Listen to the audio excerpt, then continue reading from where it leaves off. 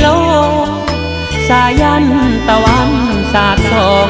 มองสองฝั่งทางซ้ายและขวาหน่วยนปภล่องเรือเรียบฝั่งคงคาตะเวนหน้าน้ำตามท่าโอ้ละนาแสนเปลี่ยวใจเนื้อ